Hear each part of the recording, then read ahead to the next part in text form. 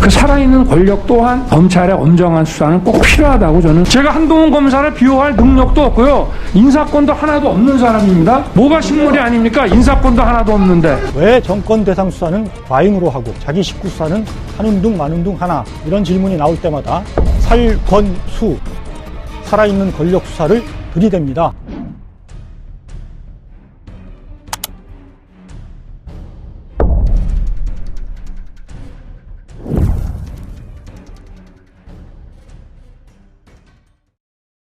윤석열 검찰총장 징계위원회가 다시 10일로 연기됐습니다. 윤 총장의 방어권을 보장하는 차원이라는 건데요.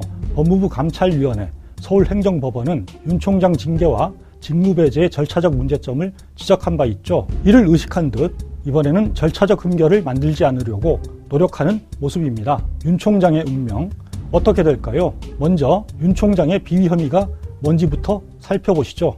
검찰총장으로서의 직무를 수행하는 것이 더 이상 용납될 수 없다고 판단하여 검찰총장의 직무 집행 정지를 명령하였습니다. 그동안 윤 총장에게 제기된 의혹들을 망라한 것으로 보이는데요. 사실 어느 것 하나도 가볍게 볼 문제는 아니라고 봅니다. 수사 책임자가 사건 관계자인 언론사주와 만나는 것이나 최측근이죠. 한동훈 검사장에 대한 감찰과 수사방해 및 감싸기 의혹 등 모두 검찰총장에게 요구되는 엄정한 도덕성, 공정성, 준법 등과는 거리가 멀다고 봅니다. 가장 심각한 혐의는 두 가지라고 생각합니다. 판사 불법 사찰 혐의, 그리고 정치적 중립 위반 혐의가 그겁니다. 판사 사찰 의혹을 두고는 법무부와 윤 총장 쪽 견해가 극명하게 부딪힙니다. 특히 검찰의 판사 사찰과 그에 대한 지금의 태도는 우리가 지향하는 민주주의와 검찰의 의식 사이의 괴리를 드러냈습니다.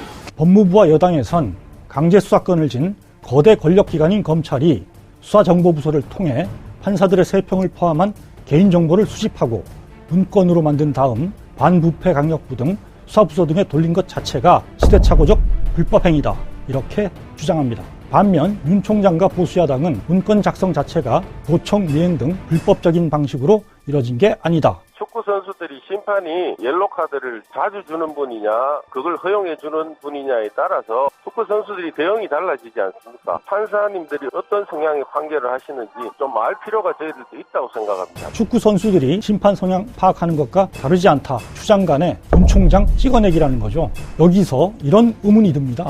현재 경찰은 압수수색 영장, 구속영장을 먼저 검찰에 신청할 권한만 갖고 있습니다. 검찰이 이걸 보고 된다 싶으면 법원에 청구하고 아니면 기각합니다.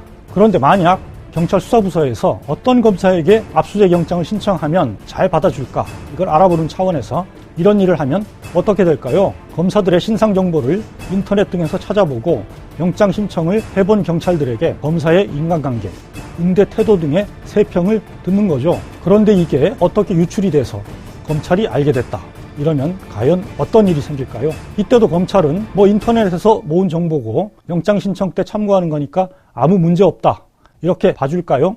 택도 없을 겁니다. 아마 경찰청을 압수수색하고 경찰청 윗선으로 어디까지 보고됐나, 청와대로 간 건 아닌가 몽땅 수사하겠다며 막대한 수사력을 투입해서 탈탈 털지 않을까요? 이와 관련해 수사부서도 아닌 경찰정보부서에서 청와대 민정수석실의 요청으로 법령에 의거해 검찰 승진 대상자 100여 명의 세평을 수집한 일이 있었는데요. 자유한국당이 경찰의 검사 불법 사찰이다 이러면서 최강욱 당시 공직기강 비서관, 경찰청장 등을 고발해서 현재 검찰이 수사 중입니다.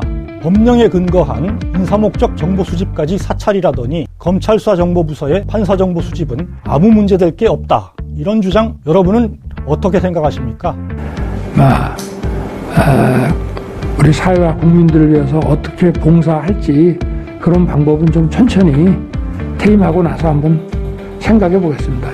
정치적 중립을 지켜야 될 검찰총장으로서는 선을 넘는 발언이 있었다. 퇴임 후 정치시사 발언을 함으로써 검사의 정치적 중립에 관한 위신을 손상했다. 당시 이 발언 뒤 전 언론이 윤 총장이 정치에 나설 뜻을 시사했다, 이렇게 해석했죠. 이 문제야말로 윤 총장이 검찰총장으로서 굉장히 잘못된 시그널을 주는 행위를 한 것이다, 이렇게 생각합니다. 우리 헌법과 형사소송법은 검사에게 정치적 중립성의 의무를 부여하고 있습니다. 특히 모든 검사들을 지휘하는 총장이라면 더욱 깊이 새겨야 하는 가치일 겁니다. 만약 총장이 정치적으로 편향된 의도를 갖고 수사를 지휘하면 어떻게 될까요? 검찰은 수사권과 기소권을 독점한 세계에 유례가 없는 막강한 권력기관입니다. 총선이나 대선 앞두고 총장이 자신의 정치적 이익을 위해 반대 세력 수사에 수십 명의 검사, 수백 명의 수사관을 투입한다. 선거판이 흔들릴 수도 있을 겁니다.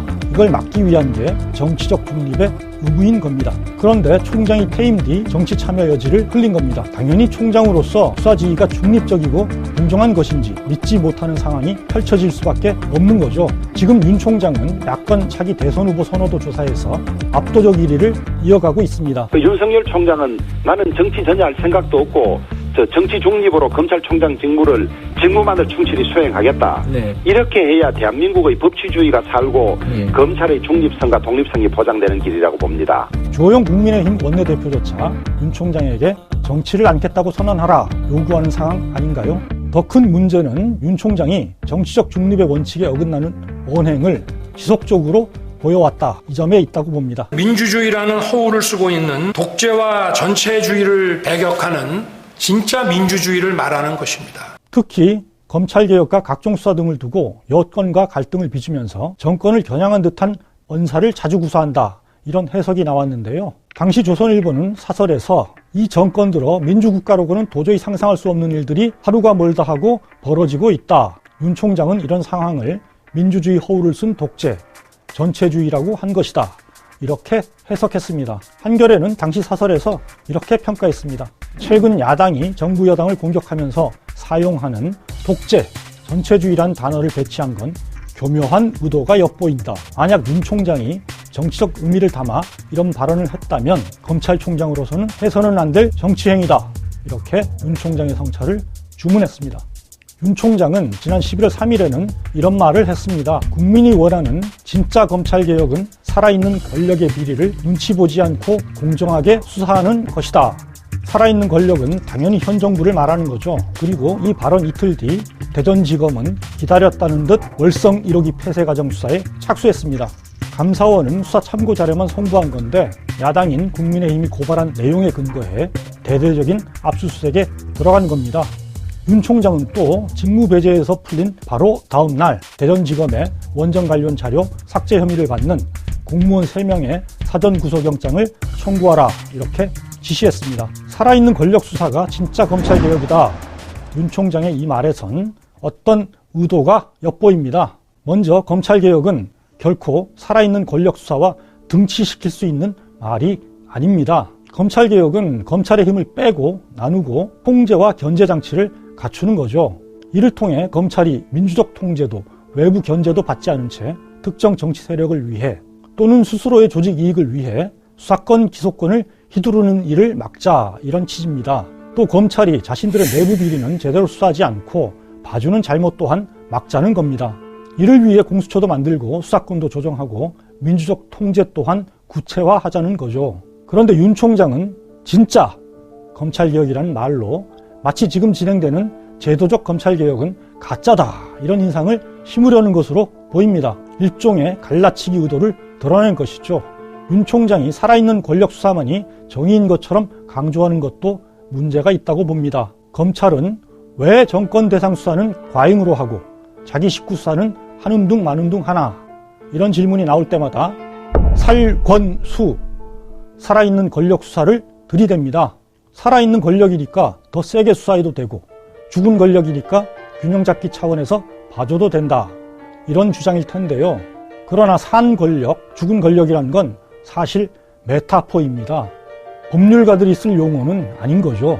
무엇보다 민주화된 국가에선 이른바 죽은 권력 야당이라고 해도 차지한 의석수만큼은 실제로는 산 권력을 누립니다. 물론 현 정권이 행정부를 움직이니 가장 큰 산 권력인 건 맞습니다만 검찰도 당연히 세계 유례 없이 막강한 권력을 휘두르는 산 권력입니다. 아니 정권은 계속 바뀌지만 여러 정권에 걸쳐 계속해서 독점적 권력을 행사해온 검찰은 살아있는 정도가 아니라 영생 권력이라고 해야 할 겁니다.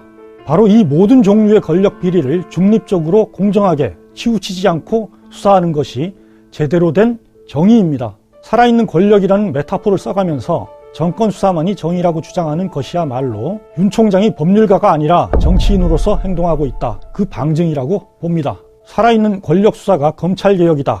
이런 말로 정권을 집중 겨냥한 건데요. 그렇다면 정권 이외 다른 산 권력인 보수야당이나 검찰 비리 내버려 두겠다는 건지 정말 의아합니다.